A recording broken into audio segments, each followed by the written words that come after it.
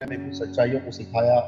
मैं नहीं जानता आपके विषय में कि आपको याद है या नहीं है, लेकिन फिर से एक बार रिव्यू करना चाहूँगा कि परमेश्वर ने हमें जो यीशु मसीह को जो परीक्षा की गई थी, उन 3 परीक्षाओं में हम 6 सबक को सीखे थे। और सबसे पहला सबक कि हमारे सर्वाइवल नहीं केवल रोटी से नहीं जिंदा रहता है। परमेश्वर ने भी 40 दिन उपवास प्रार्थना करने के बावजूद भी उनका सर्वाइवल रोटी से नहीं था, ये बात उन्होंने स्पष्टीकरण किया है। उनका सर्वाइवल परमेश्वर के मुख से निकला हुआ हर एक वचन से जिंदा रहता है। और मैं नहीं जानता हूँ कि हमारे इस मंडली में कितने लोग इस बात को सीरियसली लेते हैं कि परमेश्वर का वचन ही उनका जिंदगी का सर्वाइवल है। और दूसरा, परमेश्वर ने हमको ये भी सिखाया था कि हमारे पास परमेश्वर ने भले ही पवित्र आत्मा का सामर्थ्य दिया है तो भी उसे अपने लाभ के लिए बिल्कुल नहीं इस्तेमाल करना है। नहीं, हमने दूसरे जो है परीक्षा जो किया गया था कि तुम परमेश्वर को न परखो। और ये ऐसा समय है जहां पर हम कई बार लोग परमेश्वर को परखने के लिए निकल जाते हैं। नहीं, कई बार हम लोग जो है सरकार के नियम के विरोध में हम कई बार जाते हैं बाहर और कहते हैं कि हमारा प्रभु हमारी रक्षा करेगा, लेकिन ऐसा नहीं होता है। नहीं, हम परमेश्वर की परीक्षा हमें नहीं करना है। और दूसरी बात, कई बार हम इस प्रकार परमेश्वर की परीक्षा करते करते महिमा खुद को ले लेते हैं, ताकि हम अगर ऐसे परमेश्वर की परीक्षा करते हुए सरकार का नियम के विरोध में भी हम जाते हुए कई बार बहुत अद्भुत काम करते हैं तो लोग हमें तारीफ करेंगे। तो ये बात भी परमेश्वर ने हमें सिखाया कि बहुत ही गलत एटीट्यूड है। और तीसरी परीक्षा में हमने ये बात सीखा है कि जो है पूरा महिमा जो है शैतान पर प्रभु को दे रहा था, लेकिन प्रभु ने उसको साफ रीति से वचन से जो है उसको इनकार किया है। तो कई बार जो है परमेश्वर के पास अगर जाना है तो हमारे लिए कोई और शॉर्टकट तरीका नहीं है। नहीं, एक ही परमेश्वर ने सकरा मार्ग दिया है और उसी सकरे मार्ग से ही हमको जाना है। नहीं, यीशु मसीह को वो मंदिर के चोटी पर लेके गया तो और उसको ऊपर से छलांग लगाने को कहा। तो यीशु मसीह जो है लॉजिक और ना जो एक रीजनिंग होता है, और रीजनिंग और विश्वास दोनों साथ साथ लेके उनसे कहा कि क्यों भाई, हम हमारे लिए नीचे जाने के लिए तो सीढ़ी है, तो हम सीढ़ी क्यों इस्तेमाल ना करें, हम क्यों ऊपर से छलांग लगाएं। और कई बार हम लोग ऐसा करते हैं। कई बार हम लोग शॉर्टकट प्रभु के पास जाने की कोशिश करते हैं। शॉर्टकट कोई रास्ता नहीं है प्रियो, और वही रास्ता है प्रभु के पास आना है। तो प्रभु ने जो रास्ता दिखाया है वही सकरा मार्ग से हम जा सकते हैं और कोई तरीका नहीं। अभी हम लोग आखिरी समय में आ रहे हैं और बहुत सारी चर्चाएं हो रही है। बहुत सारे हम व्हाट्सएप में अलग अलग स्टेटस देखते हैं, फेसबुक में देखते हैं। पिछले दिनों में कुछ ऐसे भी पोस्ट हमने पढ़े कि जो है आखिरी दिन जो है वो नोआ का समय का दिन का जैसा था, नोआ क्वारंटाइन किया गया था। बहुत सारी ऐसे बातों को हम पढ़ते हैं और ये बात सच है। आज हम लोग देखेंगे कि इन आखिरी दिनों में नोआ के समय और हमारे समय में क्या समानताएं है, और हम कितने करीब है, और हमारा लाइफ कितना कैजुअल है। और ये सब कुछ जो है कुछ चमत्कारिक रीति से नहीं है, ये ऑलरेडी लिखा हुआ चीज है और आप और हम अच्छी तरह से पहचान सकते हैं। मैं आपको लूका रुचि सुसमाचार की तरफ ले चलना चाहता हूँ, उसके 21वें अध्याय में। और वचन ऐसा बताता है कि and there shall be signs in the sun and in the moons and in the stars and upon the earth distress of nation with perplexity the sea and the waves roaring। ये कुछ प्राकृतिक changes के बारे में बताते हैं। आप और मैं सब जानते हैं कि प्राकृतिक जो चेंज होता है वो धीरे धीरे नहीं होता है, वो एक झटके में होता है। अगर किधर अर्थक्वेक हो जाता है तो उसकी वो आपको वार्निंग देके नहीं आएगा, एक झटके में आता है, और वो ऑलरेडी सारे जगह पर हो चुका है। लेकिन मैं आपका ध्यान उस वचन की तरफ ले चलना चाहता हूं जहां पर ऐसा लिखा है कि men's hearts failing them for fear. Hindi में किसी के पास है? हिंदी में हम वापस मेरे पास ही मैं पढ़ लेता हूं। Men's heart failing them for fear, लूका रचित सुसमाचार उसके 21वें अध्याय और उसका 25वां वचन।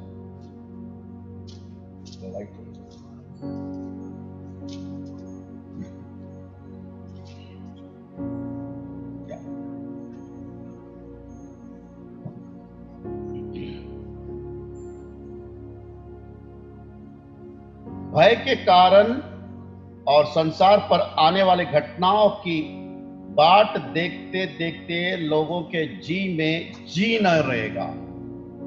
क्या ब्यूटीफुल वचन है, देखिए। लोगों के जी में जी नहीं रहेगा, यानी लोगों के जान में जान नहीं रहेगा। कोई मूर्छित, इंग्लिश में लिखा है कि मेंस विल फेंट फ्रॉम फियर। आज हम में से कुछ लोग डेफिनेटली फेंट नहीं होते होंगे, कई कुछ जगह पर डेफिनेटली फेंट भी होते होंगे डर के मारे। लेकिन एक डर हमारे अंदर, कितना भी तुम इसको छुपाने की कोशिश करो, एक डर है। हम आखिरी समय में जी रहे हैं, कब तक होगा और किस प्रकार से खत्म होगा नहीं, और क्या क्या होने वाली है, बहुत सारे डर। कुछ लोगों को शायद अभी भी जो होश में नहीं आए होंगे, वो अपना कैरियर का डर होगा। कुछ लोगों को ऐसा लगता है कि अभी भी वो बहुत लंबा समय तक जो है ये घटना चलते रहने वाली है, ये नॉर्मल है। इस प्रकार की बहुत सारी घटनाएं हुई है, तो उनको उनका पढ़ाई का डर होगा, फाइनेंसेस का डर होगा, बहुत सारा डर हमारे अंदर अभी के आखिरी दिनों में उत्पन्न हो रहा है। Luke 21:26 In these days men will be faint with fear। आप और मैं जरूर डर के मारे फेंट नहीं होंगे, लेकिन बहुत सारे जगह पर लोग फेंट भी हुए हैं, और हम भी बहुत जल्दी फेंट होने वाले हैं। Powers of the heavens will be shaken. ये आखिरी समय में आसमान का जो ये परमेश्वर का वचन लिखा है, शक्ति और सामर्थ्य जो है वो हिलने वाली है। प्रियो, मैं समझता हूं कि आप सारे लोग जो है इस संदेशा को बहुत ही सीरियसली ले नहीं।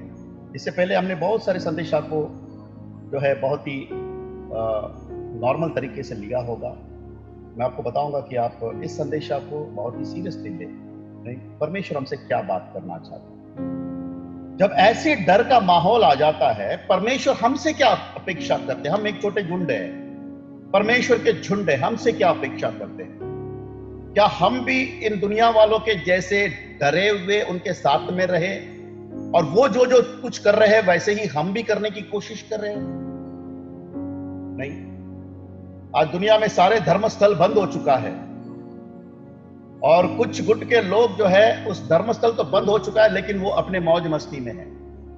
क्या हम भी वैसा ही है कि हमारा धर्मस्थल बंद हो चुका है, मतलब अब हमको आराधना करने की जरूरत नहीं है, अब हमको परमेश्वर के वचनों को सीखने की जरूरत नहीं है, अब हमको फेलोशिप करने की जरूरत नहीं है, हम अपने आप में चलते रहेंगे। अपने पास मोबाइल है, मोबाइल में हम पूर्ण रीति से, आजकल 1.5 MB फ्री है, तो उस पूरा 1.5 MB को हम पूर्ण रीति से संसार के मौज मस्ती के लिए इस्तेमाल करेंगे, और परमेश्वर के लिए हम इस्तेमाल नहीं करेंगे। क्या हमारा भी सोच उसी प्रकार से है जिस प्रकार दुनिया के लोग हैं? मैं आपको बताऊंगा परमेश्वर की क्या अपेक्षा। परमेश्वर कहते कि ऐसे समय में हम जो परमेश्वर के ज्योति कहलाते हैं, we are the light of this world full of darkness. यह पूरा दुनिया जो अंधेर में पड़ा हुआ है, और हमको परमेश्वर ने कहा कि तुम इस जगत के ज्योति हो। Let the light shine in this time. परमेश्वर हमको बता रहे कि तुम्हारा जो ज्योति है इस समय में चमके, ऐसे समय में जहां पर सचमुच में पूरा घोर अंधकार छा गया। तुम दुनिया के जैसे जो है अपने आप को घुल मिलने की जरूरत नहीं है।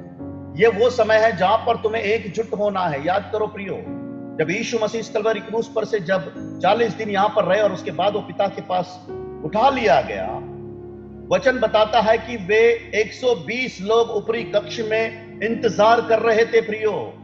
दे were waiting for the power of the spirit to come. आप और मैं क्या कर रहे हैं प्रियो? आप और मैं क्या कर रहे हैं? हमको एक परमेश्वर ने बहुत ब्यूटीफुल एक जूम ऐप के जरिए से हमको मिलने का एक सौभाग्य भी दिया है। तो उस जूम ऐप को भी हम अगर अनदेखा करेंगे तो जवाब आपको देना है प्रियो। जवाब आपको परमेश्वर को देना है।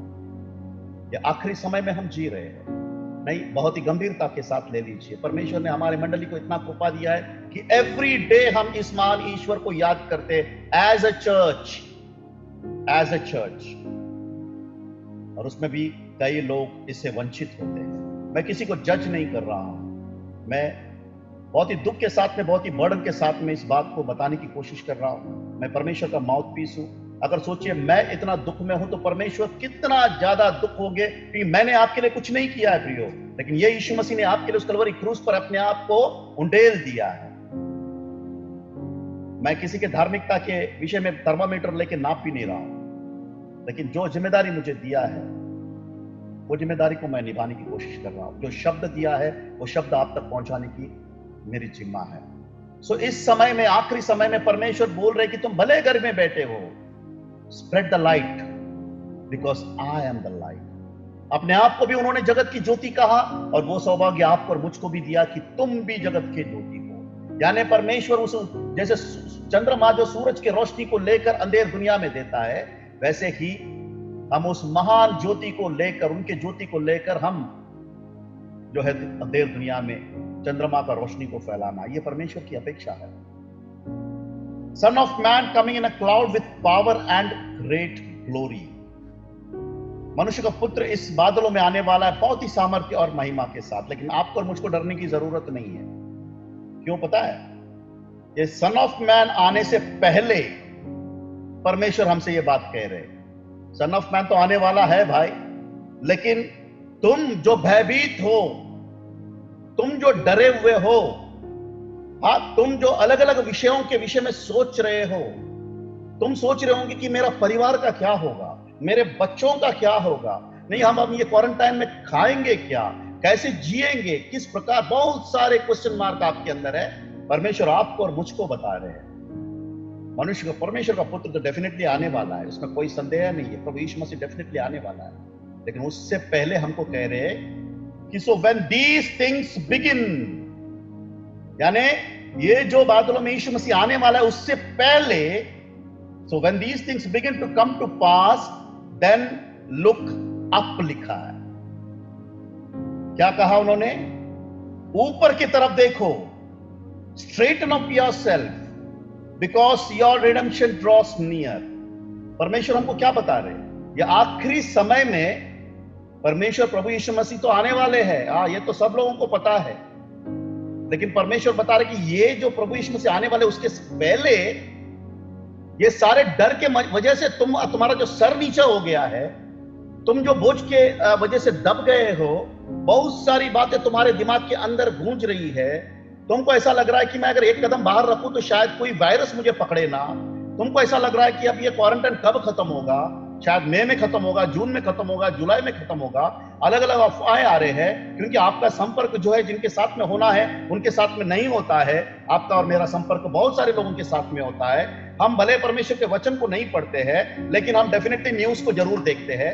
तो बहुत सारे करप्ट चीज हमारे अंदर आ जाता है, और करप्ट चीज आने की वजह से हमारे अंदर डर उत्पन्न होता है। और ये डर के समय में परमेश्वर बोलता है कि तुमको डरने की जरूरत नहीं है, तुम सीधे खड़े रहो और ऊपर की तरफ देखो। नहीं, when these things come begin to come to pass, then look up and lift up your head लिखा है। अपने सर को नीचे मत झुकाओ। मराठी में एक कहावत है, कहते हैं कि खाली मुंडी पाताल ढूंढी। नहीं, आपको कितना सच है पता नहीं है। कुछ लोग सर को नीचा देखते हैं, तो वो कहते हैं कि जो नीचे देखते हैं ना उनके ऊपर विश्वास मत करो, क्योंकि वो नीचे देखते हैं कितना तुम गहरे हो गए। अब वो कितना कहावत सच है ये पता नहीं, लेकिन परमेश्वर भी हमको यही बात बताते कि नीचे मत देखो, तुम ऊपर देखो। नहीं, तुम स्ट्रेटन अप लिखा है इन आवर हार्ट। ऊपर देखो मतलब ऐसा नहीं कि कल से रास्ते में जाते हुए आप ऊपर देख के चलोगे और नीचे ठोकर खा के गिर जाओगे। परमेश्वर जब कुछ भी बात बोलते हैं तो उसके पीछे कुछ ना कुछ अर्थ होता है। परमेश्वर ये बताते हैं कि तुम्हारे हृदय के अंदर तुम्हारा जो दर्शन है वो ऊपरी ओर से होना है। तुम्हारे मन के अंदर तुम सोचना है कि मेरी जो भी आशीष आएगी वो सामने से, नीचे की ओर से नहीं आएगी, ऊपर से आएगी। तुम्हें बार बार अपने आप को स्मरण दिलाना है कि तुम कहां के हो, फ्रॉम वेयर यू आर। तुम यहां पर इटर्निटी के लिए नहीं जीने वाले हो। ये बात को हमको रेगुलर रीति से याद दिलाना है। और यही कारण से अगर आप पहले प्रेरितों के कार्य को देखोगे और पहले शतमान के मंडलियों को देखोगे, वहां पर लिखा है कि they were having fellowship every day, they were breaking bread every day लिखा है। यानी प्रतिदिन वे लोग एक दूसरे से मिलते थे।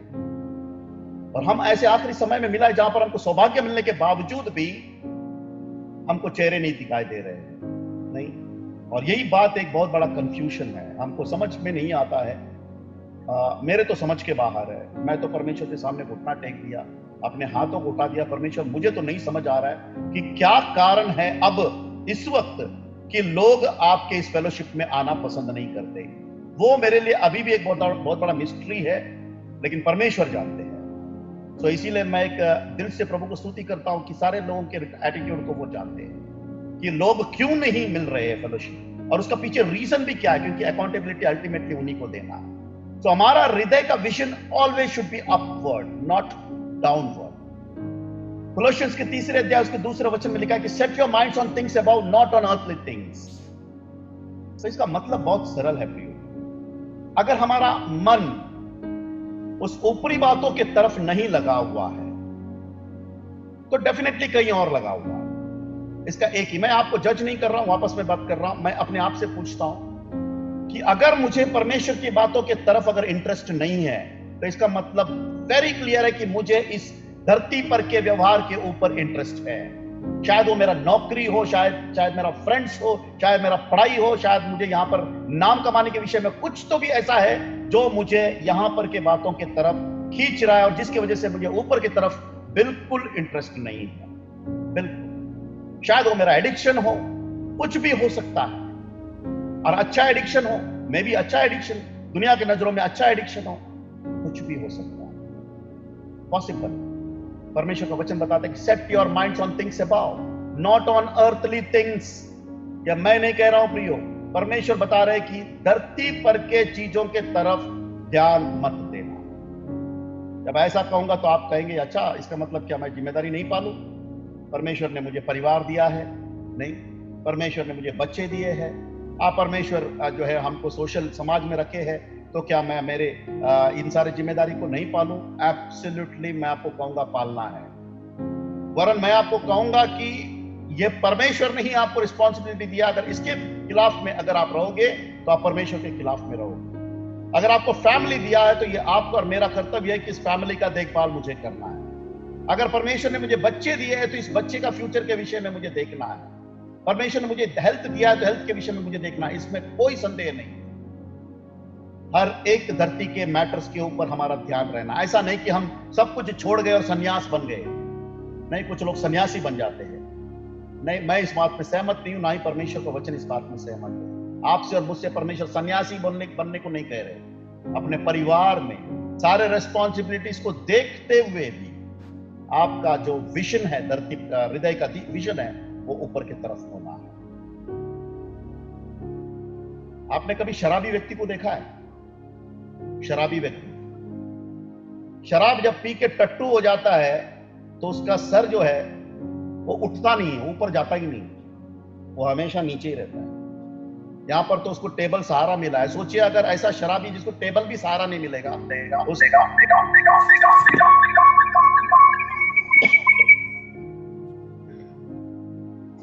या अगर टेबल भी सहारा नहीं, यहां पर शराबी को टेबल का सहारा है। सोचिए ऐसा शराबी जिसको टेबल का सहारा नहीं है, तो अपने आप से उसका सर नीचे झुक जाएगा, अपने आप से। क्यों? क्योंकि वो शराब के नशे में है। वो नशा उसको नीचे की ओर खींच रहा है।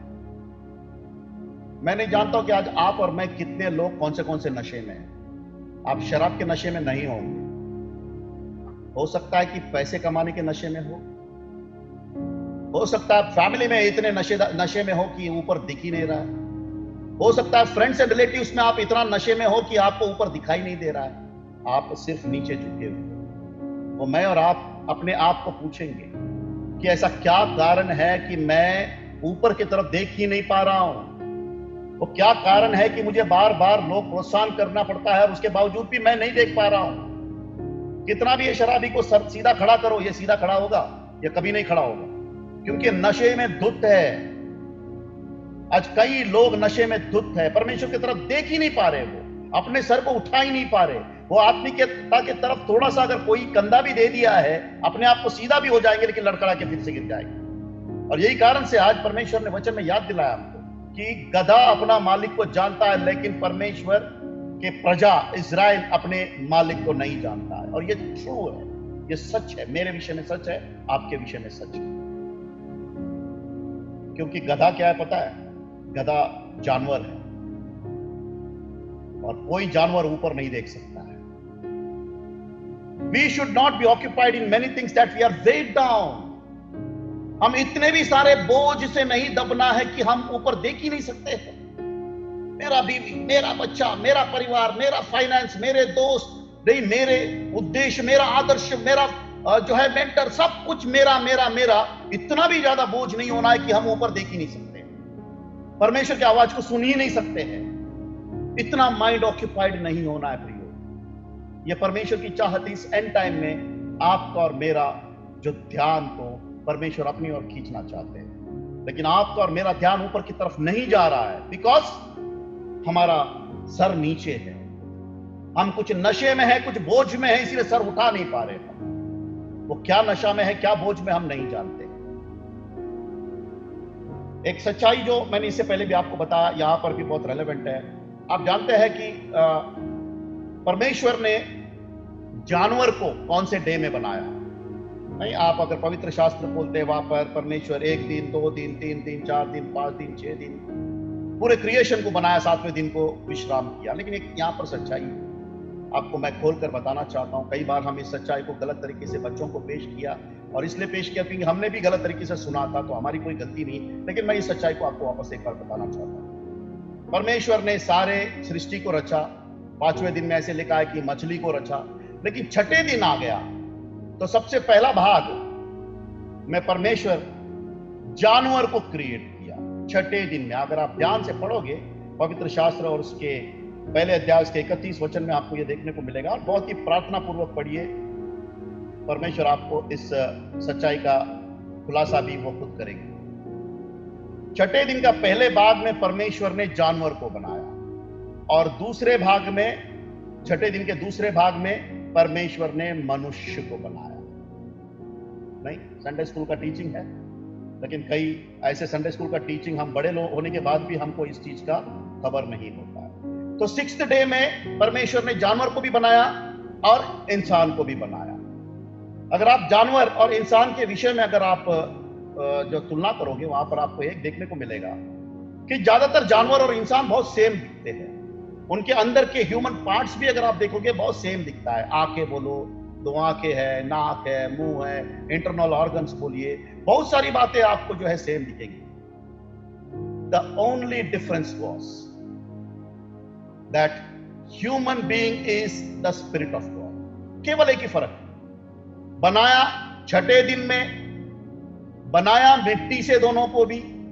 केवल इंसान को परमेश्वर ने अपने हाथों से बनाया, लेकिन जानवर को परमेश्वर ने अपने वर्ड से बनाया।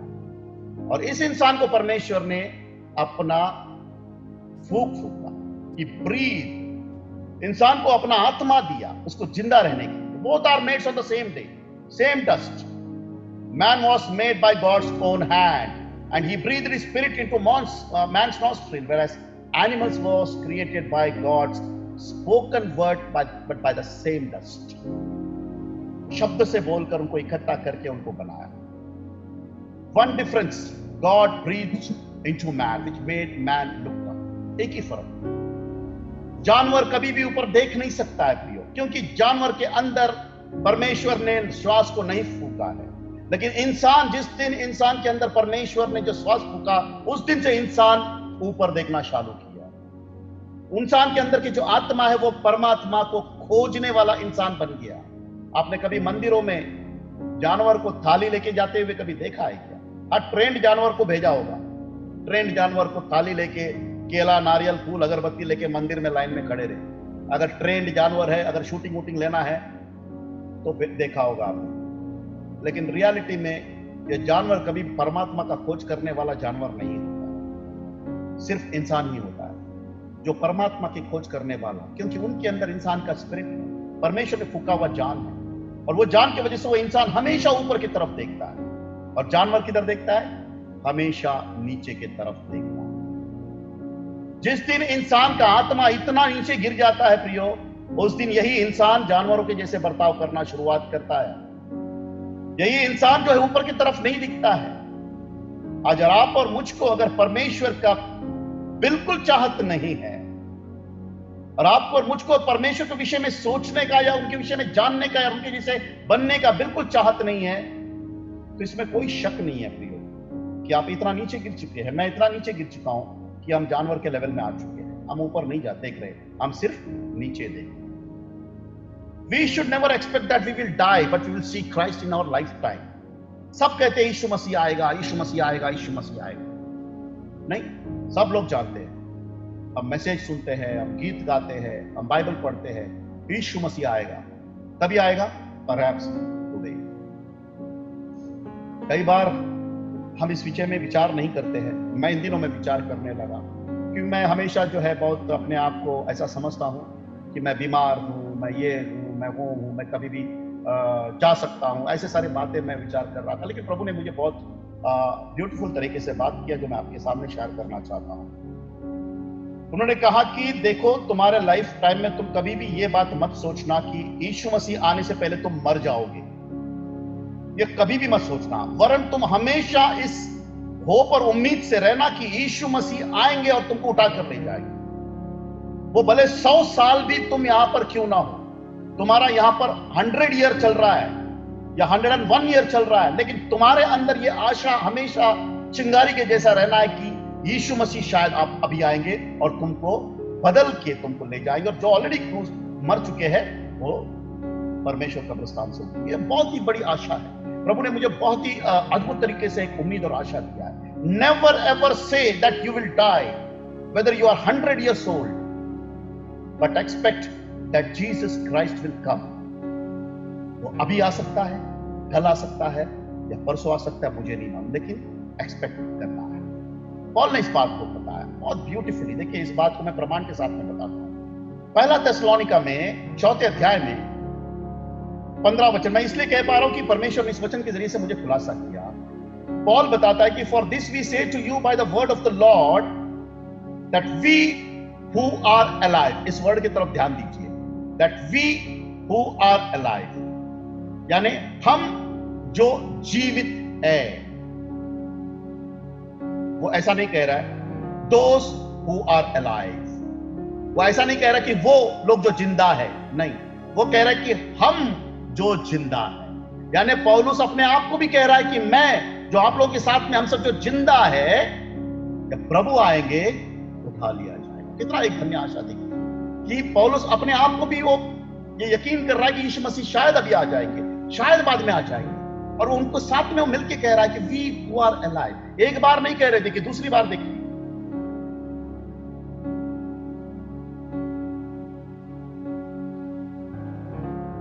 यहां पर लिखा है कि वी हू आर लेफ्ट, हम जो बचे हुए हैं। यहां पर भी बार बार वी करके वहां पर जो है जिक्र किया गया। ये बात को प्रमाण करती है प्रियो कि परमेश्वर भी हमसे यही अपेक्षा करते हैं कि हम हमेशा उस बादलों की तरफ देखें कि हमारा प्रभु कब आएगा। हम इस धरती के ऊपर बोझ के तले हमारा सर नीचे नहीं होना है। यहां पर तो चलते रहेगा, हमारे बच्चे बड़े होंगे, जो है दुनिया भर की चिंता है तो चलते रहेगी, उसमें कोई खत्म नहीं होगा। सबसे पहले शादी की चिंता होती है, मेरा शादी कब होगा, कब होगा, कब होगा, शादी हो गया। उसके बाद बच्चे, फिर बच्चे डिलीवरी, फिर बच्चे बड़े, उसके बाद बच्चे का स्कूल, ये चलते रहेगा। फिर अचानक दूसरा बच्चा, फिर दूसरा बच्चा का भी सीख थी किसी प्रकार से, ये चलते रहेगा। फिर और थोड़ा बड़ा होगा, बड़े होने के बाद बच्चे टीनेज में प्रवेश करेंगे, फिर दूसरा हेडेक, अरे बच्चे जो अभी कैटरपिलर से बटरफ्लाई बन गए, अभी इन बच्चों को कैसे सिखाए। फिर वो बच्चे जवान बन गए, फिर और एक बड़ा परेशानी है। उसके बाद बच्चों को शादी के लिए, ये जिंदगी भर चलता रहेगा। इस धरती पर जब तक है आपका ये रिस्पॉन्सिबिलिटी, वो कभी खत्म नहीं होगा प्रियो, कभी खत्म नहीं होगा। हम लर्निंग प्रोसेस में, इसका मतलब ऐसा नहीं है कि हम सारे चीजों में इतना दब जाओ कि हमारा परमेश्वर की तरफ का जो आशा है, वो उम्मीद है, उसको हम भूल जाए।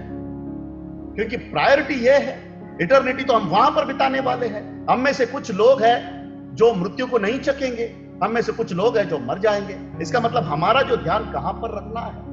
पौलुस हमको बताता है कि we who are alive and who are left will be caught up together. हम जो यहां पर बचे हुए हैं, हम जो जिंदा है, हम सब बादलों में उठा लिया जाएगा। पौलुस अगर उस समय में कह रहा है तो क्या हम नहीं कह सकते? नहीं, तकरीबन 2000 साल के बाद हम और नजदीक आ गए प्रभु के आगमन के। जब 2000 साल पहले पौलुस इस बात को कह सकता है, तो हम कितने ज्यादा इस बात को कहना है, इस बात को सोचना है। अब देखिए, पौलुस का आखिरी समय आ गया। नहीं, अभी हम में से कुछ लोग कहेंगे, भाई पौलुस तुम तो बड़ा बड़ा बात कर रहे थे, तुम तो बोल रहे थे कि अभी प्रभु बादलों में आएगा, अभी क्या बोल रहे हो तुम? अभी तो तुम यह धरती छोड़ के जाने की बात कर रहे हो। यस, धरती छोड़कर जाने की बात है, क्योंकि जो कोई परमेश्वर यहां पर जितना दिन नियुक्त किया गया है, उसको उसके मन के अंदर ही पता चलेगा। जैसे पौलुस को, For I am already being poured out like a drink offering and the time has come for my departure. हर एक व्यक्ति को यहां से जाने का जो समय है, परमेश्वर पहले से ही प्रकट करेगा, पहले से ही उसको बताएगा कि तुम्हारा समय अब समाप्त होने वाला है। I have fought the good fight. I have finished the race. I have kept the faith. ये तीन चीज परमेश्वर आपसे और मुझसे अपेक्षा करना चाहते हैं। इन आखिरी दिनों के बाद जोते जोते, इन आखिरी दिनों के बाद जोते जोते आपका एक अच्छा लड़ाई परमेश्वर देखना चाहते हैं। अंधकार की शक्तियों से प्रियो, अपने प्यारे और भाई और बहनों से, अपने बीवी से, अपने बच्चों से नहीं, अंधकार की शक्तियों से लड़ाई परमेश्वर देखना चाहते हैं आपके लाइफ में। और उसके बाद आपके मन के अंदर यह संतृप्ति देखना चाहते हैं कि आपने सचमुच में दौड़ को दौड़ लिया है। ऐसा नहीं कि आपको पीछे से कोई धक्का मार रहा है, बार बार आगे बढ़ने के लिए धक्का मार रहा है। मैंने आपको बताया 3 प्रकार के लोग क्रिश्चियनडम में हमेशा देखने को मिलता है। 3 प्रकार के लोग। एक वो लोग हैं जो इमूवेबल है, इनको आप जिंदगी में कभी हिला नहीं सकते हैं, कितना भी पावरफुल मैसेज क्यों ना हो, लेकिन इनके चेहरे में एक छोटा सा एक्सप्रेशन नहीं आएगा, छोटा सा एक्सप्रेशन नहीं आएगा, इनके आत्मिकता में 1 इंच की बढ़ोतरी नहीं होगी। ये वो लोग हैं जिसको हम इमूवेबल कहते हैं। दूसरा प्रकार के क्रिश्चियन है जो मूवेबल है। एक अच्छा संदेशा सुनने के बाद ये लोग प्रोत्साहन होते हैं, थोड़ा सा एनकरेज किया तो वे लोग प्रोत्साहन हो जाते हैं, 1 हफ्ते के बाद वापस वही लेवल पे आ जाते हैं। लेकिन तीसरा, परमेश्वर तीसरे गुट के लोगों को ढूंढते हैं जो मूवेबल है, जो चलते रहते हैं। उनके जिंदगी में कितने भी तूफाने क्यों ना आए, परिवार में कितने परेशानी क्यों ना है, उनके बच्चे सुने या ना सुने, उनके बीवी उनको जो है हैरेस करे या ना करे, पति उनको हैरेस करे या ना करे, वो कभी रुकने वाले में से नहीं है, वो ऑलवेज मूवेबल है। ये जो पौलुस है, और परमेश्वर आपसे और मुझसे ये अपेक्षा कर रहे इस आखिरी दिनों में प्रियो कि हम भी एक ऑलवेज मूवर्स बनना है, इमूवेबल नहीं, ना ही मूवेबल बट मूवर्स बनना है। आखिरी में पौलुस बताता है कि मैंने अपने विश्वास को रखा है। या आज आपके और मेरे विश्वास कौन से लेवल पे है प्रियो? प्रभु यीशु मसीह ने कहा कि मैं जब वापस आऊंगा तो क्या तुम्हारा विश्वास उतना ही मैं पाऊंगा? और अगर हमारा विश्वास उतना ही नहीं पाएंगे तो कारण यह है कि हमारा ध्यान कहीं और है प्रियो। हम जानवरों के जैसे अपने सर को नीचे रखे हैं, अपने सर को ऊपर नहीं रखे हैं, और यही रीजन से हमारा विश्वास कमजोर। यहां पर कितने सुंदर सौभाग्य मिलने के बावजूद भी हमको कोई हिला नहीं सकता है। हम इतने ढीठ बन चुके हैं प्रियो कि हमको कोई हिला नहीं सकता है, हमारे चेहरे पे कोई मुस्कुराहट नहीं पैदा कर सकता है, हम इतने ढीठ बन चुके हैं। We have become like an Israelites प्रियो, हम इजरायलियों के जैसे बन चुके हैं। परमेश्वर हमको उस विक्टोरियस की जगह पर नहीं ले जा सकते, चाहते हुए भी वो नहीं लेकर जा सकते। उनकी बहुत चाहत है कि इजरायलियों को, जो 6 लाख लोगों को जो मिस्र देश में से बाहर निकाला, परमेश्वर की चाहत नहीं थी कि उनमें से एक भी नाश ना हो। लेकिन उसके बावजूद भी हम बहुत बड़ी दुख की स्टैटिस्टिक्स वहां पर देखते हैं कि कनान देश में केवल 2 लोग जो मिस्र देश में से बाहर निकले वो पहुंच पाए। परमेश्वर खुश नहीं है प्रियो, परमेश्वर बहुत दुख है। नूह के समय में भी ऐसा ही है, परमेश्वर बहुत दुख है।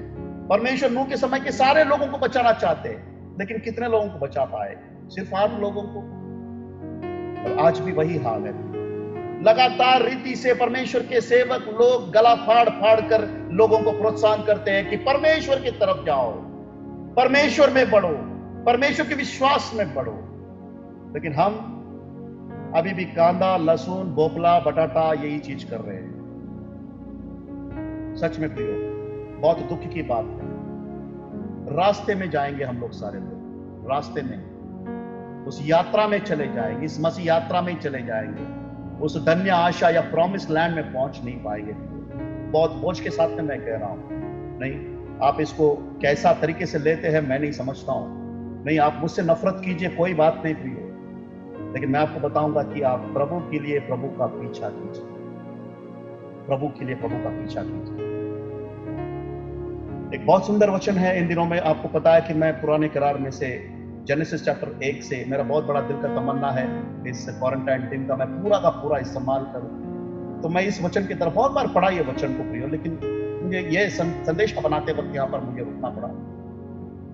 26 अध्याय उसका 13 वचन लेविटिकस ऐसा बताता है कि I broke the bars of your yoke and enabled you to walk with heads held high।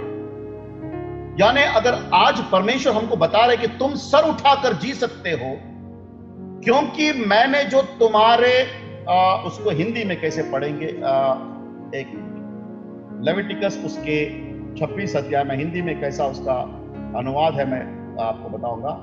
या 26 अध्याय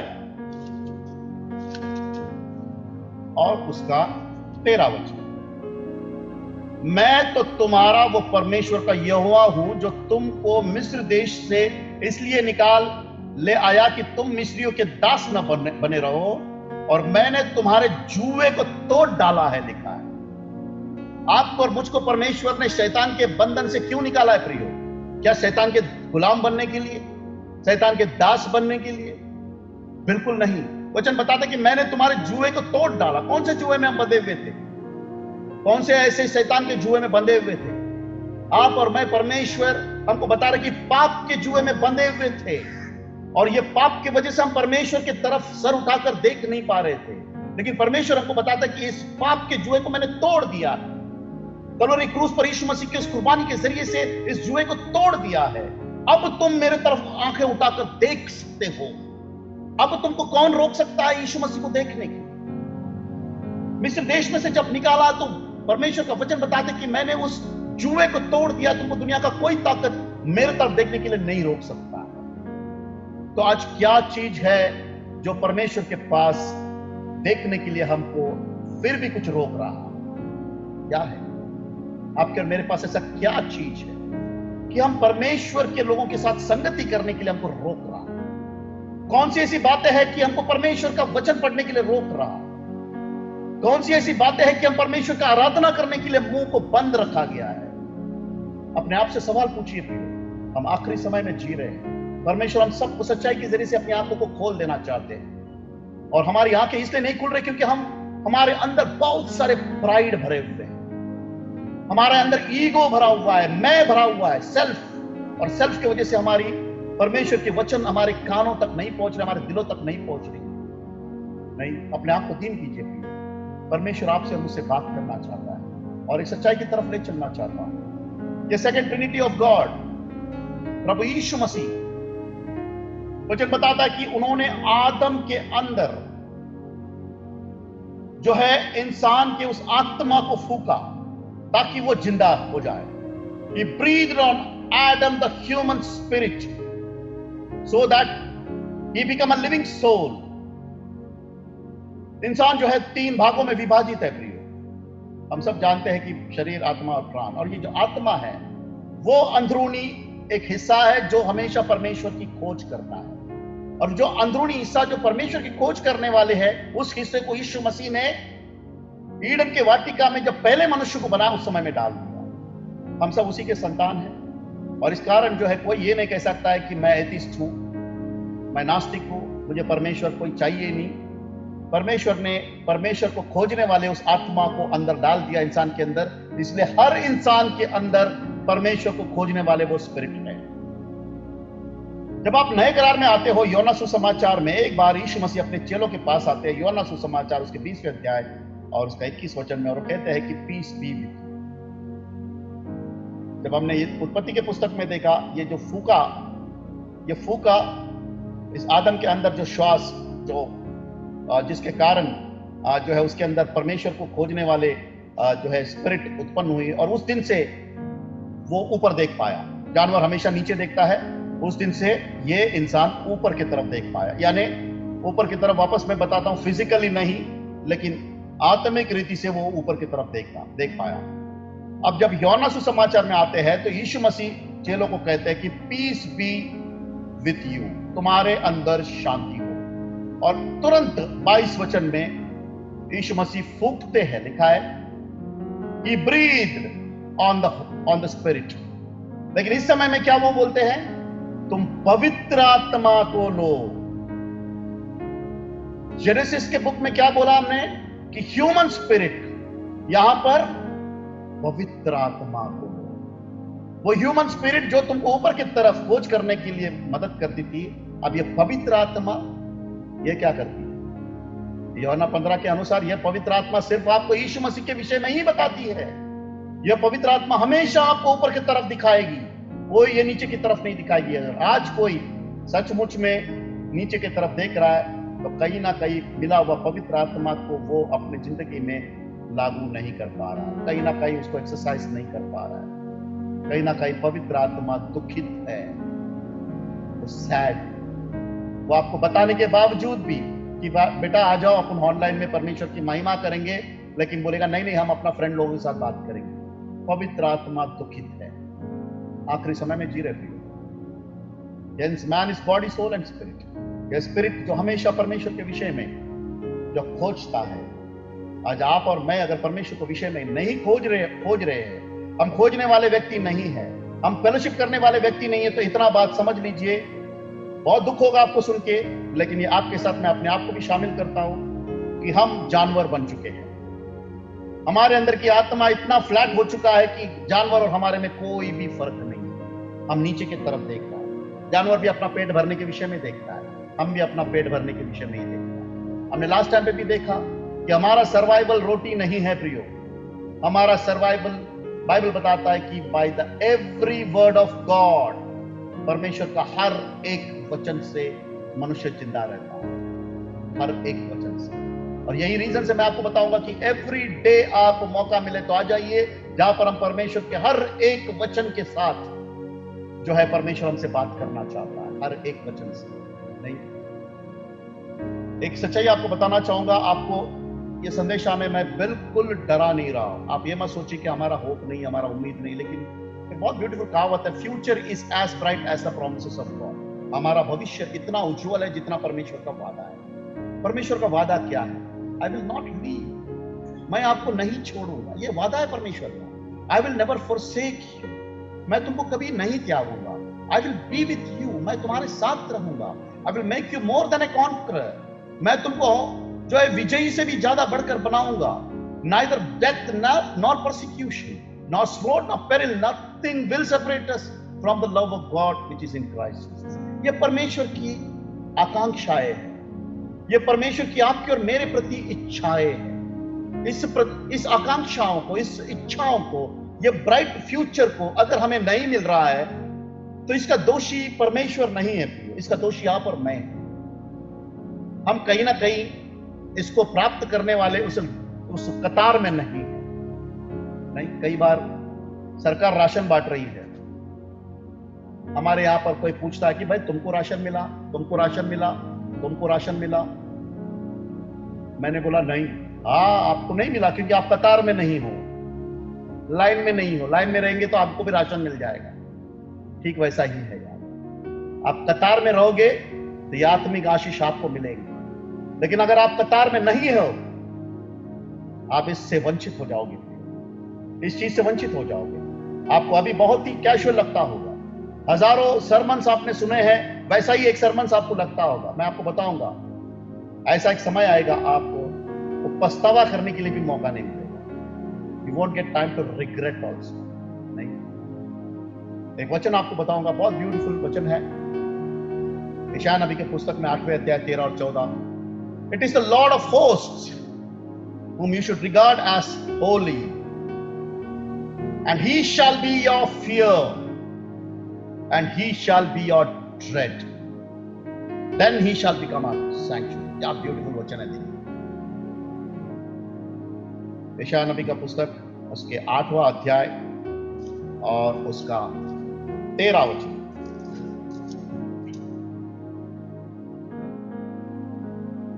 सेनाओं के यहोवा ही को पवित्र जानना, उसी को डरना। ध्यान से सुनना, सेनाओं के यहोवा ही को पवित्र जानना, उसी को डर मानना और उसी का भय रखना, और वह शरण स्थान होगा परंतु इस्राएल के दोनों घराने के लिए ठोकर का पत्थर और देश का चट्टान, और यरूशलेम के निवासियों के लिए फंदा और जाल होगा। यीशु मसीह बताते हैं कि अगर तुमको डरना ही है, आज सुबह से हम डर के विषय में बात कर रहे हैं, अगर तुमको डरना ही है तो तुम्हारे भविष्य को मत डरो, तुम्हारे फ्यूचर को मत डरो। जैसे हमने इसे पहले स्लाइड्स में बताया, तुम्हारा फ्यूचर बहुत ब्राइट है। परमेश्वर का जितना ब्यूटीफुल वादा है उतना तुम्हारा फ्यूचर है, उतना सुंदर है। लेकिन अगर तुमको डरना ही है तो किसको डरना है? प्रभु को डरना। डर भी दो प्रकार के होते हैं प्रियो। एक वो डर कि मैं ऐसा करूंगा तो प्रभु मुझे दंड तो नहीं देगा, प्रभु मुझे मारेगा तो नहीं, ये डर मत रखना, ये डर बहुत डेंजरस है। प्रभु के डर से आप जो कुछ नहीं करते हो ना, वो डर बहुत डेंजरस है। आप इस प्रकार डरना है कि कहीं मैं ये करूं तो परमेश्वर को दुख तो नहीं पहुंचा है, कहीं परमेश्वर को ठेस तो नहीं पहुंचा है। जस्ट इमेजिन कीजिए, ये रेफरेंस अगर परमेश्वर के प्रति आपका है, ये रेफरेंस, आपको कोई भी बातों का डर का जरूरत नहीं, आपके बच्चों के फ्यूचर के डरने की जरूरत नहीं है, आपके पति के सलामत, पत्नी के सलामत की जरूरत नहीं है, आपके घर के जो है भंडार की देखने की जरूरत नहीं है, एजुकेशन में पैसा कहां से आएगा उसमें की जरूरत नहीं है, घर की जरूरत नहीं है, शादी की जरूरत नहीं है, कोई भी बातों के डर का आपको करने की आवश्यकता नहीं, नथिंग। लेकिन आपको परमेश्वर का डर होना। अगर परमेश्वर का डर नहीं है तो अभी आपने सुना, उसके आगे का मैंने यहां पर नहीं लिखा। परमेश्वर का डर नहीं है तो आपको दुनिया कोई नहीं बचा सकता। परमेश्वर ही नहीं बचाएगा तो दुनिया कौन कैसा बचा सकता है? सो एक सच्चाई बताकर मैं समाप्त करना चाहूंगा। इसको हम आगे कंटिन्यूएशन करेंगे, बहुत इंटरेस्टिंग टॉपिक है। आगे का समय अगर प्रभु ना आए तो हम नूह के समय का जो हाल है वो आपको बताऊंगा, क्यों नूह का समय का जैसा ये समय है। मत्ती सुसमाचार 24 अध्याय 4 वचन में परमेश्वर इन आखिरी समय के विषय में बात करते हैं। मैथ्यू चैप्टर 24 और उसका 4। अगर आप कहते हैं कंटिन्यू करो तो मुझे कोई प्रॉब्लम नहीं है, अगर आप बोलेंगे शांत बैठेंगे तो समझ जाऊंगा कि आप उठ गए। ओके, तो मैं तो कंटिन्यू शाम तक बोलते रह सकता हूं, लेकिन आपके सुनने की कैपेसिटी है कि नहीं ये मैं नहीं जानता हूं। नहीं तो प्रभु के वचन के साथ में तो मैं जो है पूरा दिन भी बिताने के लिए तैयार हूं, लेकिन मुझे थोड़ा सा आप लोगों का भी चिंता है। नहीं तो कहीं ऐसा ना हो कि सब जो है फास्ट बॉलर का जो है बाउंसर जैसा सब ऊपर से चला जाए। तो जितना आपके अंदर घुस रहा है उस चीज को मैं बताने की कोशिश करूंगा, लेकिन मैं समझता हूं कि एक ये सच्चाई आपको बता के ही जाऊं मैं, क्योंकि आखिरी दिनों में जो है एक बहुत खतरनाक चीज होने वाली है। ये आखिरी दिन के विषय में है। यहाँ पर यीशु मसीह ऐसा कहते हैं, जब उनके चेले ऐसे पूछते हैं, जब वो जैतून पहाड़ पर बैठा था तो चेलों ने एकांत में उसके पास आकर कहा, हमें बता कि ये बातें कब होगी, तेरे आने का और जगत के अंत का क्या चिन्ह होगा। ऐसे सवाल पूछते हैं। ये सवाल आपने और मैंने भी कई बार पूछे। तो यीशु मसीह, अभी हम लोग वही बातों को पढ़ रहे हैं। आखिरी समय है, प्रभु यीशु मसीह का आगमन का समय है। आपको डरने की आवश्यकता नहीं है, आपको दुनिया भर के बोझ के तरह आपको दबने की जरूरत नहीं है, आपको ऊपर ही की तरफ देखने की जरूरत है। बहुत सारी बातें प्रभु ने हमको बताया है और परमेश्वर ने काफी धन्य आशा प्रॉमिसेस दिए हैं। हमारा प्रॉमिसेस बहुत उज्जवल है, लेकिन हमको परमेश्वर को डरने की जरूरत है। ये सारी बातें हमको आखिरी दिनों में परमेश्वर हमको प्रोत्साहन कर रहे हैं। यहां पर और एक बात हमको परमेश्वर बताते कि यीशु ने उनको उत्तर दिया, सावधान रहो, कोई तुम्हें भरमाने ना पाए। आखिरी दिनों में और एक चीज हमको करना है। क्या करना है? बी बैड, सावधान रहो, कोई तुमको भरमाने ना पाए। आप बोलोगे नहीं नहीं नहीं, मैं तो बहुत होशियार हूं, मुझे कोई भरमा नहीं पाएगा। मैं इतना क्या बुद्धू हूं क्या कोई मेरे को टोपी लगाएगा? हाँ, मैं तो होशियार हूं, मैं पढ़ा लिखा हूं, मैं पढ़ी लिखी हूं, दुनिया को अच्छी तरह से जानती हूं, बाइबल भी अच्छी तरह से जानती हूं, मुझे कौन टोपी लगाएगा? नहीं, मेरे को सब मालूम है, मेरे को बताने का जरूरत नहीं। अगर यीशु मसीह आपको और मुझको ये बता रहे हैं कि तुम सावधान रहो, तो इसका मतलब सावधान रहना है। और मैं आपको बताऊंगा क्यों सावधान रहना, क्या होगा, कैसे लोग शैतान हमको भरमाएंगे। नहीं, 5वें वचन तरफ आएंगे। 5वें वचन में देखो क्या लिखा है, क्योंकि बहुत से ऐसे होंगे जो मेरे नाम से आकर कहेंगे मैं मसीह हूं, और बहुतों को भरमाएगा। ये वचन को आप और मैं इससे पहले कैसे लिया था मुझे पता नहीं, लेकिन परमेश्वर ने मुझे एक अलग प्रकटीकरण दिया जो मैं आपके सामने शेयर करना चाहता हूं। अभी तक शायद हमने ऐसा सोचा कि कोई आएगा आसमान से जो है आग बरसाएगा और कहेगा मैं मसीह हूं, मेरे पर विश्वास करो। मैं समझता हूं कि मैं इतना फूलिश तो नहीं हुई कि कोई भी आके बोलेगा कि मैं मसीह हूं और विश्वास करो तो मैं विश्वास करूंगा। मुझे लगता है कि आप लोग भी ऐसा कोई इतना आसानी से विश्वास करने वाले लोग नहीं है कि कोई भी आएगा आग बरसाएगा चमत्कार करेगा और बोलेगा मैं यीशु मसीह हूं, विश्वास करो मुझ पर। नॉर्मल तरीके से हम ऐसा ही सोच रहे हैं, लेकिन आपको मैं बताऊंगा इस स्टेटमेंट को आपको बहुत ध्यान से पढ़ना है। इसमें ऐसा लिखा है, for many shawl come in my name. एक एक सेंटेंस को खोल खोल कर पढ़िए। क्या लिखा है? बहुत सारे लोग मेरे नाम से आएंगे और क्या कहेंगे? I am Christ. मतलब जो आने वाले हैं वो नहीं कहेंगे कि मैं मसीह हूं, लेकिन वो जो आने वाले वो क्या कहेंगे? यीशु मसीह के नाम से मैं आया हूं। और क्या कहेंगे? यीशु ही प्रभु है। ध्यान से पढ़िए इस चीज को। कैसे आखिरी दिनों में आप और मैं बहका सकते हैं। आपके सामने ऐसा नहीं आएगा कि मैं यीशु मसीह हूं, आग से बरसाऊंगा, चमत्कार करूंगा, मुझ पर विश्वास करो। कोई नहीं करेगा, क्योंकि सारे बिलीवर लोग बहुत इंटेलिजेंट है। ऐसे सारे चीजों के ऊपर बहकावे में आने वाले ये विश्वासी लोग नहीं है। विश्वासी लोग इंटेलिजेंट है। इसलिए जो बहकाने वाला शैतान है वो भी इस विश्वासियों को भरमाएगा लिखा है, यानी बेवकूफ बनाएगा लिखा है। और ऐसी बातों में बेवकूफ बनाएगा कि हमको पता भी नहीं चलेगा। यहां पर लिखा है कि for many shall come in my name in this last days. इन आखिरी दिनों में बहुत सारे लोग मेरा नाम को लेकर आएंगे तुम्हारे पास और कहेंगे कि मैं ही प्रभु है। यानी जो आने वाला व्यक्ति नहीं कहेगा कि मैं प्रभु है, लेकिन वो कहेगा कि मैं यीशु मसीह के नाम से आया हूं और वो यीशु मसीह है ना, वही प्रभु है। अब आप इसे क्या समझते हैं मैं नहीं पता, मुझे नहीं पता, लेकिन मैं इतना जरूर समझता हूं कि ये जो भरमाने वाला व्यक्ति है ये कोई बाहर से नहीं है। ये बिलीवर अपने आप को जो कहने वाला व्यक्ति ही है। ये वही व्यक्ति होगा जो बिलीवर्स लोग जो महिमा प्रभु को न दे रहा है लेकिन खुद को ले रहा है। मुझे पवित्र आत्मा ने यही बात को बताया कि आखिरी दिनों में परमेश्वर चाहते हैं कि हर महिमा और ग्लोरी यीशु मसीह को जाए, लेकिन कोई भी ऐसा व्यक्ति है जो अपने आप को महिमा लेता है वो अपनी प्रजा को भरमाता है। बी नॉट बी डिसीव्ड लिखा है। तुम बहकावे में मत आइए। शैतान कामयाब हो जाता है जब परमेश्वर को मिलने वाली महिमा परमेश्वर को नहीं मिल रहा है। बस इतना काफी है। अगर आप खुद को भी महिमा दे रहे हैं तो शैतान कामयाब हो गया। अगर वो महिमा आप उस व्यक्ति को दे रहे हैं तो भी वो कामयाब हो गया।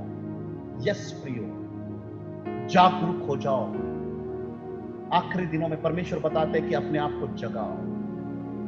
ये व्यक्ति आने वाला है, वो आके मेरे ही नाम से आने वाला है और मेरे नाम से आने के बाद मेरे ही विषय में प्रचार करने वाला है और कहने वाला है कि हाँ यीशु ही प्रभु है।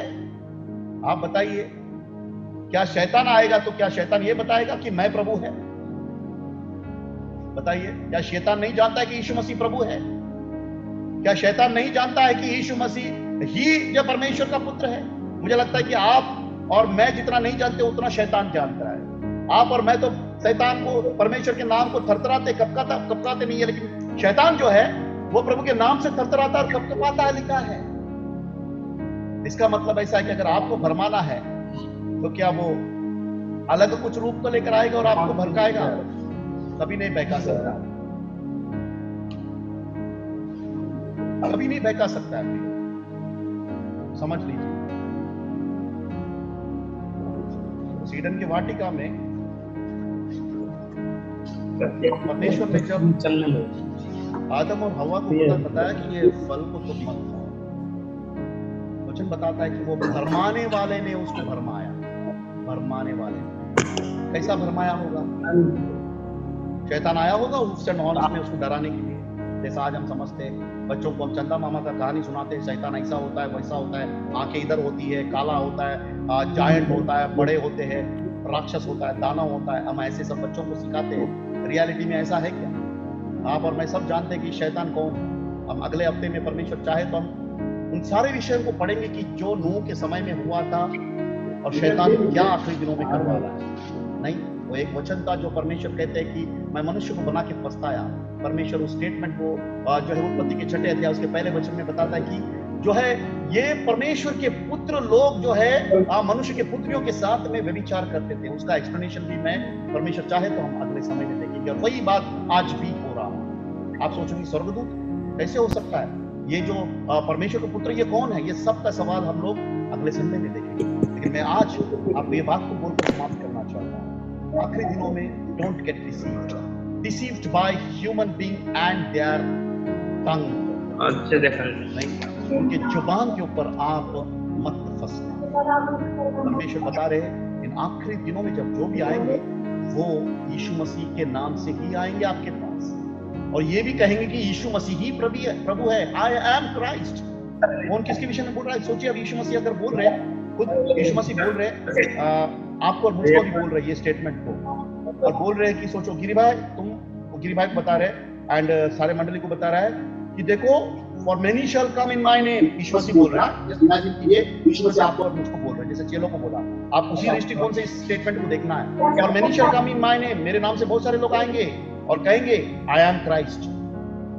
यीशु मसीह कह रहे हैं हमको आई एम क्राइस्ट करके कहेंगे, एंड शैल डिसीव मी। और बहुत सारे लोग आपको धोखा देंगे। वो जो भी आएंगे वो कहेंगे मैं क्राइस्ट हूं, और तुमको धोखा देंगे।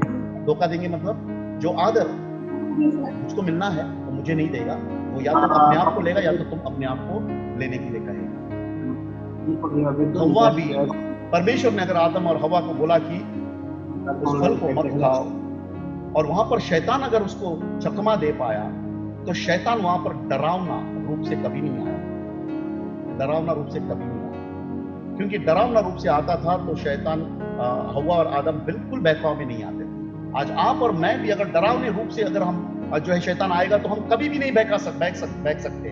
ये बात आप जान लीजिए, कभी भी हम जो है चकमा नहीं खा सकते हैं। शैतान अगर आपको कुछ और तरीके से, कुछ प्रभु ने सिखाया उसका विपरीत तरीके से अगर आ गया, तो आप और मैं इतना आसानी से बिलीव नहीं करेंगे। हम लोग इंटेलिजेंट लोग हैं। लेकिन हवा को शैतान ने कैसे बहकाया? बहुत सुंदर सुंदर बातें बोलकर बहकाया, बहुत चिकनी चुपड़ी बातें बोलकर बहकाया। क्योंकि इंसान लोग जो बहकते हैं वो सिर्फ चिकनी चुपड़ी बातों से ही बहकते हैं। आप याद रखना, आपके बच्चों को अगर आप डांटो, मारो, फटकार करो, आपको क्या कहेगा पता है? अरे मम्मी तू बराबर नहीं है, देखो उसका मम्मी कितनी अच्छी है। क्योंकि लोगों को डांट पसंद नहीं है। अगर वही तुम बहुत प्यार करो, उसकी हर एक गलती को तुम माफ करो और तुम उसको प्यार करो, वो कहेंगे कि स्वर्गदूत आप ही है। ये इंसान का प्रॉब्लम है। इंसान को डांट बिल्कुल पसंद नहीं है। इंसान को चिकनी चुपड़ी बातें पसंद है, और शैतान जानता है ये इंसान को अगर मैं प्रभु से दूर लेना है तो इनको बहुत ही चिकनी चुपड़ी बातें बोलकर ही मैं साइड में ले सकता हूं और पूरा महिमा अपने पास ले सकता हूं। आखिरी दिनों में परमेश्वर हम सबसे टेस्ट करने वाले हैं। मुझसे भी परमेश्वर टेस्ट कर रहा है, आपसे भी टेस्ट कर रहा है। हर एक के लाइफ में परमेश्वर परीक्षा करने वाले हैं। इस परीक्षा में आपके और मेरे पास कोई एक्सक्यूज नहीं। पहले बहुत सारे एक्सक्यूजेस थे, मंडली में क्यों नहीं आया, हमको रास्ते में बस नहीं मिला, हमारे पास ऑटो रिक्शा नहीं मिला, हमारे पास पैसे नहीं थे, हमारे घर पे मेहमान थे, हमारे घर पे पानी आया था, हमको कॉलेज था, हमको नौकरी था। बहुत सारे पूरे 200 पेज की किताब भर जाएंगे हमारे साथ के एक्सक्यूजेस को लेकर। कुछ भी एक्सक्यूजेस आप बोल दो वो वैलिड है चर्च में नहीं आने के लिए। परमेश्वर आपको ऐसे जगह पर बिठा दिया, अब तो कोई एक्सक्यूज नहीं। अभी भी हो सकता है जो टैलेंटेड लोग हैं इसमें भी एक्सक्यूज निकाल सकते हैं कि मेरा जीबी खत्म हो गया, मेरा नेटवर्क का प्रॉब्लम है, मेरा मोबाइल खराब हो गया, पानी में गिर गया, कुछ भी जो टैलेंट है, क्योंकि हमारे अंदर फुट के टैलेंट भरा हुआ है प्रियो। ये टैलेंट और कहीं से नहीं आ रहा है, ये दूसरी तरफ से आ रहा है। नहीं, हम अपने आप को परखना है। नहीं, भले यहाँ पर आप चेहरे मत दिखाइए मुझे, नहीं, यहाँ पर कई लोग चेहरे को ढक कर रखा है, कोई बात नहीं है, प्रभु का स्तुति हो। लेकिन इतना बात को याद रखो, हम यहाँ पर से जब जाएंगे, अब यहाँ से हम सब ऑफ करेंगे। नहीं, अभी मुझे कई लोगों के चेहरे नहीं दिखा दे रहे, मैं आपके चेहरे देखना नहीं चाहूंगा, लेकिन मैं आपको बता रहा हूँ कि कई लोग ऐसा समझते हैं प्रियो कि हम भी परमेश्वर से छुप सकते हैं, हम भी परमेश्वर से छुप सकते हैं। जब एक लड़का और लड़की आपस में जब प्रेम करता है ना, जिसको हम फैक्चुअल लव कहते हैं, उनके आंखों के सामने केवल एक उंगली रख दो, उंगली, उनको ऐसा लगता है कि कोई दुनिया देखती नहीं है। केवल एक उंगली ऐसा रख दो ना, उनको लगता है कि कोई दुनिया देखती नहीं है। अब रास्ते में सब जाकर देखो, बहुत सारे ऐसे अश्लील बातों को आपको रास्ते में मिलता है। वो क्यों पता है? उनको लगता है कि वो इतना पागल हो चुके हैं इस चीज में कि दुनिया उनको देखती है, लेकिन उनको मालूम भी नहीं है। आज हम भी ऐसा ही बन चुके हैं, हम भी ब्लाइंडेड हो चुके हैं। हमको लगता है कि हम परमेश्वर से छुपने में कामयाब हो चुके, बिल्कुल नहीं कामयाब हो चुके। आप उसी प्रकार से हो, मैं परमेश्वर के सामने उसी प्रकार से है जिस प्रकार से आदम और हव्वा परमेश्वर के सामने थे। आदम और हव्वा परमेश्वर के सामने कैसे थे? कैसे थे? मनीष मल्होत्रा का डिजाइनर का ड्रेस पहन के थे क्या? या विमल का कपड़ा पहन के थे क्या? आदम और हव्वा परमेश्वर के सामने कैसे थे? पूरा नेकेड थे, लिखा है, पूरा नग्न थे। अपने देह पर का कोई भी बात को वो छुपा नहीं सकता था, ऐसे नग्न थे आदम और हव्वा। और आपको मैं बताऊंगा, आप आज और मैं, हम भी परमेश्वर के सामने ऐसे ही नग्न है। कितना भी छुपने की कोशिश करो इंसानों से, परमेश्वर से हम छुप नहीं सकते। ये आखिरी समय है, इसको आप वार्निंग, बहुत अच्छी बात है अगर वार्निंग करके लोग, क्योंकि परमेश्वर भी हमको आखिरी दिनों में वार्निंग दिया है, ये चेतावनी के रूप में दिया है। नहीं, एक सच्चाई मैंने पढ़ा, मुझे बहुत जो है डर महसूस हुआ। प्रकाशित वाक्य की पुस्तक में ऐसे लिखा है कि 3/4 of human being will die of epidemic. इस महामारी से तकरीबन 3/4 इंसान लोग महामारी से मर जाएंगे, लिखा है। अभी कितने लोग मरे? अभी हम लोग सोचते हैं कि एक 25 लाख लोग भी अगर मर गए तो हम सोचते हैं बाप रे इतना। डरो नहीं भाई, 3/4 लोग मरने वाले ऐसी प्रकार के महामारी में। शायद ये महामारी वो भी हो सकता है, हमको नहीं पता। ये तो शुरुआत है। 8वें अध्याय जरा पढ़िए, जरा जागरूक हो जाइए। नहीं, अपने अंदर की बिटरनेस को निकाल दीजिए। बहुत सारे कड़वाहट अंदर भरे हैं। मेरे मम्मी हमेशा मुझे कहती थी, पहले जब छोटा था ना, दुनिया भर के गंदगी खाता था, वड़ा पाव, भजिया, ये वो खा के पूरे छाती में एसिडिटी होता था ना। मेरा मम्मी सवेरे बोलते थे ब्रश करने के टाइम पे तो अंदर उंगली डाल और पूरे कड़वाहट को बाहर निकाल, फ्रेश हो जाएगा। मैं भी, परमेश्वर हमको यही बात बोल रहे हैं। तो अंदर बहुत कड़वाहट भरा हुआ है, उसको निकाल बाहर। परमेश्वर तुझे माफ करने के लिए, तब तुझे चंगाई देने के लिए तैयार है।